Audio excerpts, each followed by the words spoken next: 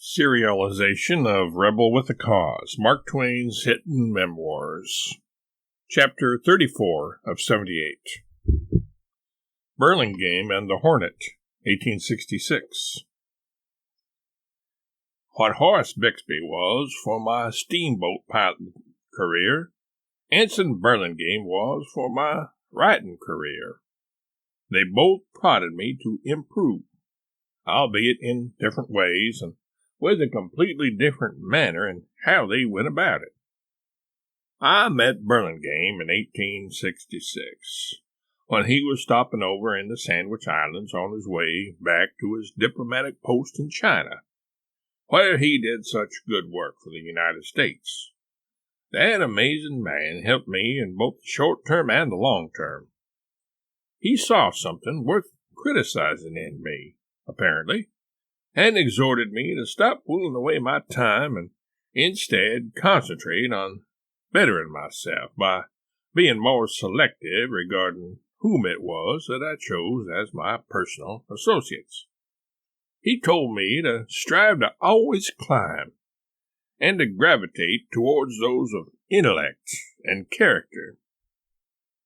While I and the Burlingames, Anson and his son Edward, who was an admirer of the Jumping Frog story, were in the islands, survivors of a shipwreck arrived.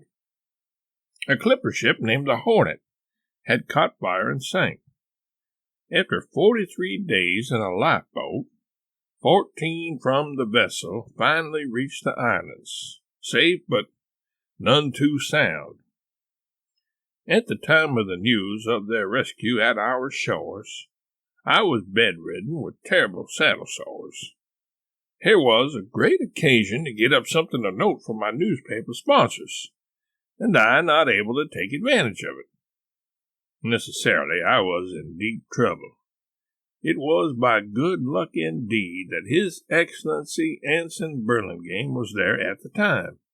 He and his son came to my rescue and served as my premature pallbearers, carrying me on my sickbed to where I could listen to them interview the survivors of the shipwreck.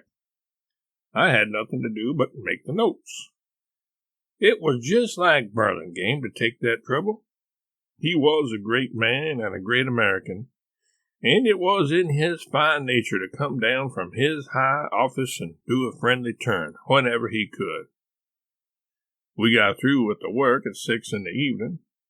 I took no dinner, for there was no time to spare if I would beat the other correspondents.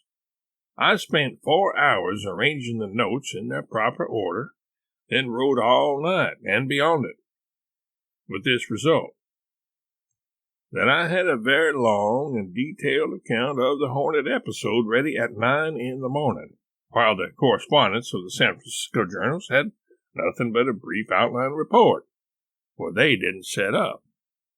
The now and then schooner was to sail for San Francisco about 9. When I reached the dock, she was free forward and was just casting off her stern line.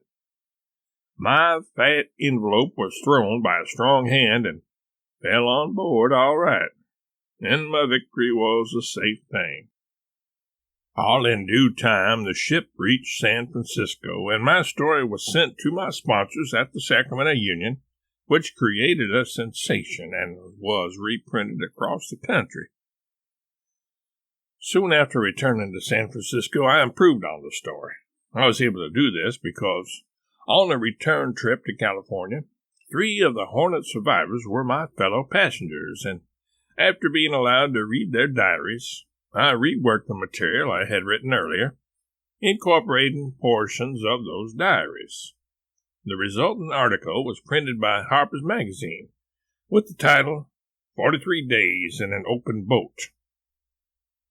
Unfortunately, they gave me the byline, Mike Swain or McSwain, I don't remember which.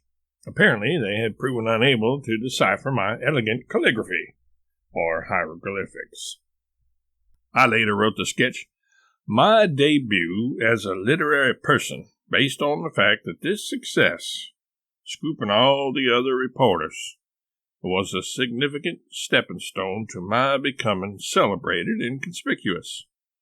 or at least brought me some recognition and respect as a writer and then as a platform spouter. This last coming about because the Sandwich Islands was the text I used for my first appearance on the lecture platform. Editor's notes. The city of Burlingame, California, located 17 miles south of San Francisco, was named for Twain's benefactor, Anson Burlingame. In his 1894 sketch, Private History of the Jumping Frog Story, Twain wrote that the jumping frog was the first piece of writing of mine that spread itself through the newspapers and brought me into public notice. However, as he mentions above, in 1899, Twain wrote a piece called My Debut as a Literary Person, wherein he claims that it was not the celebrated Jumping Frog of Calaveras County that marked his debut as a literary man, but his Hornet story. He considered himself attaining thereby to that stature of a literary person, even though his apparently carelessly signed name, in those pre-typewriter and pre-computer days, lacked sufficient legibility, leading authorship of the piece to be attributed to a Mark Swain in the story's byline.